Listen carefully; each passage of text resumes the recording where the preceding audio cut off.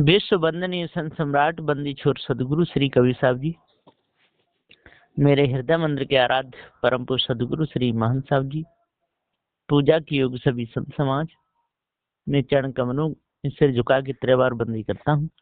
बोलिए श्री सदगुरुदेव की जय। बंदी छोर गुरुदेव की दया से सदग्रंथ महान प्रश्नोत्तरी में प्रश्न नंबर 159 तक का उत्तर पूरा हुआ। अब यहाँ से चलता है आगे प्रश्न नंबर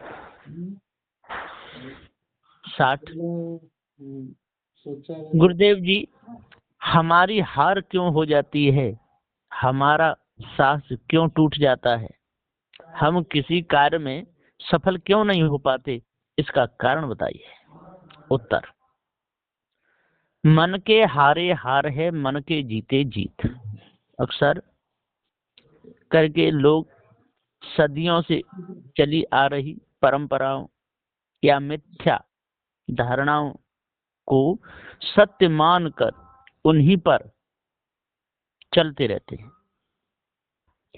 ये मानसिक बीमारियां व्यक्ति के आगामी कार्य में रोक लगा देती हैं। रोजर बेनिस्टर ब्रिटेन के डॉक्टर थे, लेकिन आज उन्हें पूरा विश्व सर्वश्रेष्ठ धावक सर रोजर बेनिस्टर के रूप में जानता है। उन्होंने एक मानसिक अवरोध को तोड़कर अनेक व्यक्तियों के लिए नए मार्ग खोल दिए। सदियों से लोगों का मानना था कि 4 मिनट से कम समय में 1 मील तक दौड़ना किसी व्यक्ति के लिए संभव नहीं है। तभी रोजर बेनिस्टर ने अपनी इच्छा शक्ति और सोच के बल पर 154 में 1 मील की दूरी 3 मिनट और 4 सेकंड में पूरी करके विश्व रिकॉर्ड बनाया। इससे भी ज्यादा हैरानी की बात यह है कि 4 मिनट का अवरोध टूटते ही 2 महीने बाद एक अन्य धावक ने रोजर बेनिस्टर का रिकॉर्ड तोड़ दिया और उसके बाद 37 धावकों ने 1 मील की यात्रा को 4 मिनट से कम समय में पार कर लिया।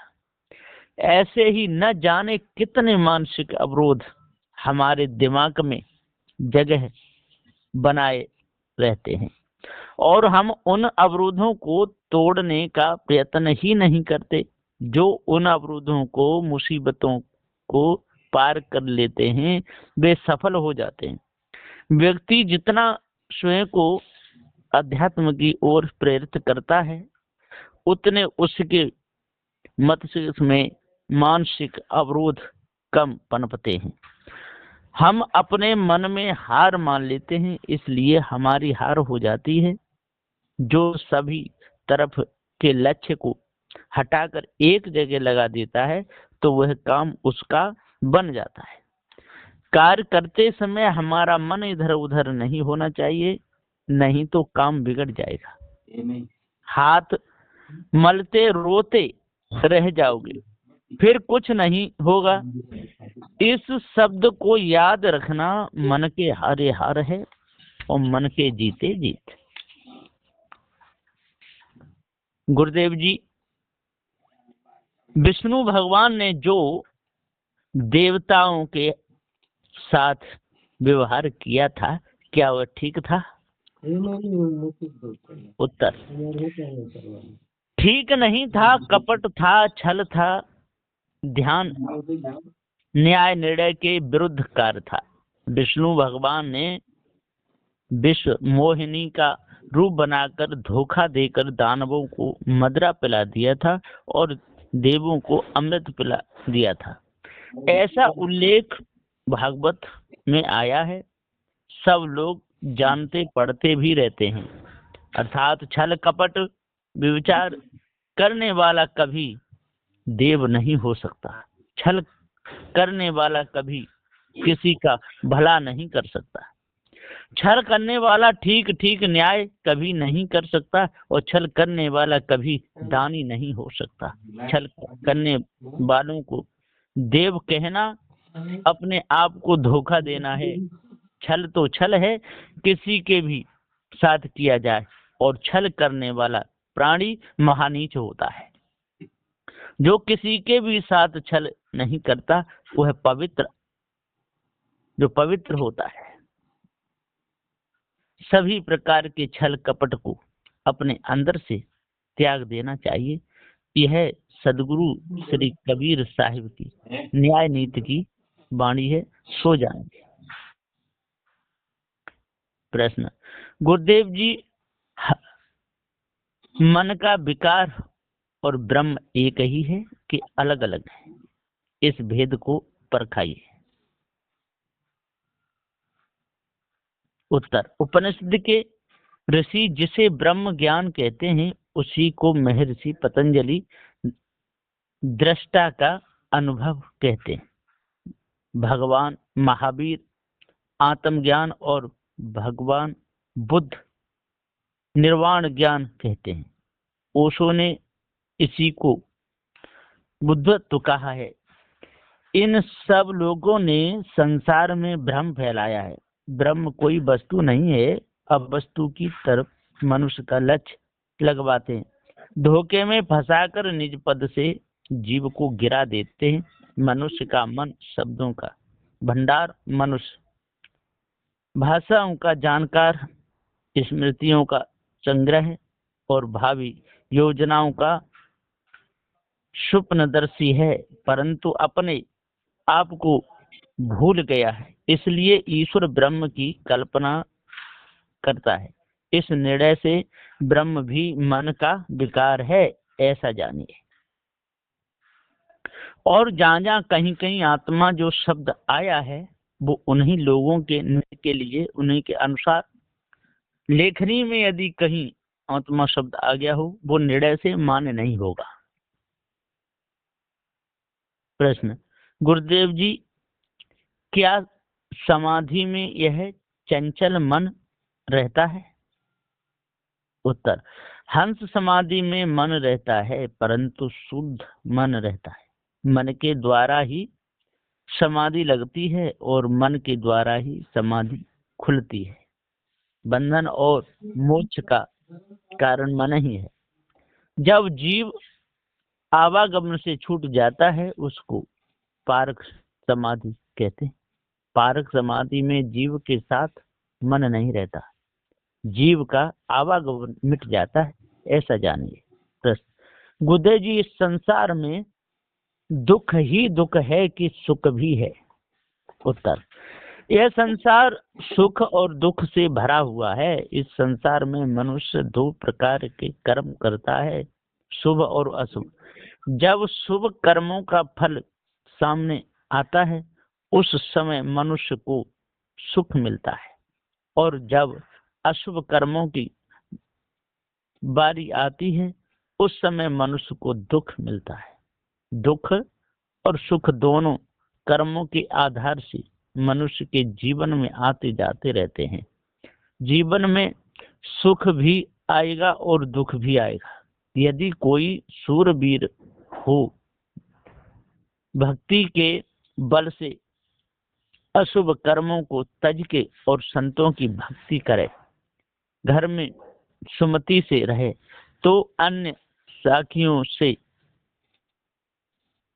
खानियों से बचा रहेगा। परंतु मनुष्य खानी का दुख तो सहना ही पड़ेगा। गर्भवास का तो दुख आएगा ही, मरण का भी दुख सामने आएगा।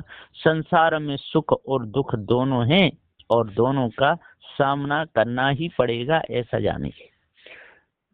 गुरुदेव जी, फिर जीव का कल्याण कैसे होगा, इस भेद को परखाइए।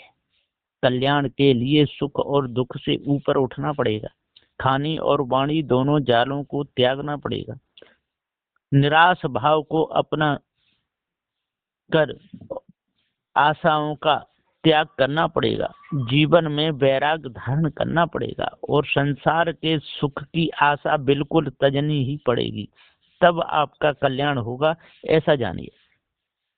साहिब जी, संतों की महिमा, संतों की चाल, संतों के गुण कौन जान सकता है? संतों की त्याग तपस्या को कौन जान सकता है? हमारी संशय दूर कीजिए। उत्तर, महिमा संतों की कोई जानेगा तो धारी। तन मन धन से सेवा करेगा, भाव भक्ति हृदय में धरेगा, रखे निर्मल भाव समाधि, अहंकार को दूर करेगा, महान गुरु की शरण रहेगा, बनेगा पूरा आज्ञाकारी। महिमा संतों की कोई जानेगा तो धारी। निर्मल मन से दान करे नित, गुरु चरणों में शीश धरे नित, संतन की सेवा भारी। महिमा सदगुरु की कोई जानेगा तो धारी। मांस मछलिया कभू न खावे, नशा की तरफ लक्ष्य नहीं जावे, रखे निर्मल गात करारी। महिमा संतन की कोई जानेगा तो धारी। गंदा भाव कभी नहीं आवे, संतन की नित महिमा गावे, सब तज दे भूल हजारी। महिमा संतों की कोई जानेगा तो धारी। भूपेंद्र दास, अब चितन हटाना, महान गुरु से हित लगाना, तो मिल गई संपत सारी। महिमा सदगुरु की कोई जानेगा तो धारी। जो सच्चे दिल से सेवा करेगा, विचार को शुद्ध पवित्र रखेगा, अंतःकरण पवित्र हो जाएगा, इच्छा वासना उसकी दूर होगी, वो ही जान पाएगा संतों की महिमा, नहीं तो नहीं जान पाएगा। प्रश्न, गुरुदेव जी, तप के लिए और संत होने के लिए हमको क्या क्या करना चाहिए? उत्तर, इंद्रियों को वश में करना ही तप है, और संसार में आसक्त न हो वही संत है। प्रश्न, गुरुदेव जी, हम इंद्रियों को वश में कैसे करें? सभी प्रकार के बंधनों से छूटे हों ऐसे सदगुरु की खोज की जाए। अर्थात जब सदगुरु मिल जाए तब तन मन वचन से उनकी सेवा करे और उनके उपदेश को अपने हृदय में धारण करे। सदग्रंथों को मन लगाकर पढ़ें, परंतु एक ध्यान रहे, सच्चे संत पारखी होने चाहिए। यदि कोई ढोंगी मिल गया तो पूरा जीवन खराब कर देगा, इसलिए जल्दबाजी नहीं करनी चाहिए। जल्दबाजी करने से बहुत से कार्य बिगड़ जाते हैं, इसलिए सोच समझकर कार्य करना ठीक होता है। सो जानिए। प्रश्न, गुरुदेव जी, चेतना किसे कहते हैं? उत्तर, गलत रास्ता से सही रास्ता पर आ जाना उसे चेतना कहते हैं। शंका रखना और उत्तर के द्वारा समाधान हो जाना उसे ही चेतना कहते हैं। प्रश्न, गुरुदेव जी, जो मनुष्य संसार को छोड़कर साधु हो जाता है उसके अंदर साहस और हिम्मत, त्याग और वैराग्य कैसा होना चाहिए? उत्तर, जिस कुल में साधु का जन्म है वहां से यदि कोई खबर आवे कि आपकी माता का कहना है 3 दिन के अंदर में मेरा बेटा फकीरी छोड़कर त्याग कर मेरे पास नहीं आया तो अग्नि में जलकर मैं अपने प्राण त्याग दूंगी, ऐसी खबर सुनकर साधु पर कोई असर नहीं गिरे तो समझ लो कि वह साधु पक्का है, और खबर सुनते ही घबरा जाए, अपने जन्म स्थान पर घर को भाग जाए तो वह साधु कच्चा है। ऐसे साधु को सारे संसार में कोई भी बचा नहीं सकता। अर्थात वैराग्यवान साधु को सारे संसार में कोई भी अटका नहीं सकता, कोई भी भटका नहीं सकता।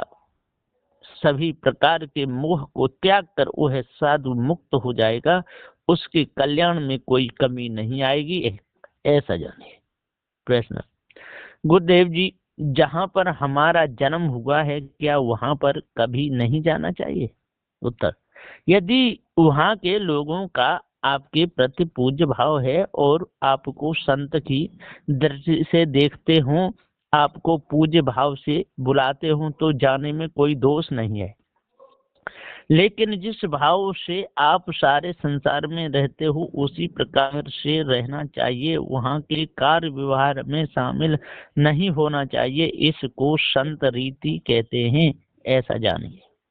प्रश्न, गुरुदेव जी इस संसार का बनाने वाला कौन है, इसका मुझे पूरा भेद बताइए।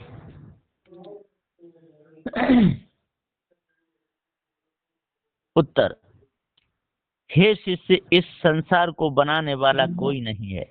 यह जगत जैसा है वैसा ही रहेगा। अनादि वस्तु का कोई कर्ता नहीं होता, अर्थात न यह जगत कभी बना है न बिगड़ेगा। निर्णय से इसका कोई कर्ता ठहरता नहीं है, ऐसा जान लेना चाहिए। जो इस भेद को अच्छे प्रकार से जान लेता है, भ्रम को मिटा देता है, तो समझ लो कि उसका अंतःकरण पवित्र हो जाता है। किसी प्रकार की मानंदी उसको सता नहीं सकती है। इसलिए अपने आप को जानना चाहिए, भ्रम को मिटाना चाहिए, भूल को दूर करना चाहिए, और जो निर्णय के जो शब्द हैं उन्हीं को मानना चाहिए, और निर्णय में ना आए उनको हटा देना चाहिए। कहने सुनने में शब्द बहुत से निकल जाते हैं, लेखनी में आ जाते हैं, जैसे पवित्र आत्मा, महान आत्मा, ऐसे कहते हैं। तो जो महान, जो श्रेष्ठ हैं, उनके लिए ऐसे शब्द आए, है ना। और जो आत्मा जो शब्द है, ये निरर्थक है, मिथ्या है, धोखा है। आत्मा नाम की कोई चीज है नहीं, है ना। और जहाँ पर जीव के लिए आत्मा कह दिया गया है, वो श्रेष्ठता के लिए कहा है, लेकिन निर्णय में उसको हटा दिया जाता है। भ्रम है, धोखा है, भूल है। बोलिए श्री सद्गुरुदेव की जय।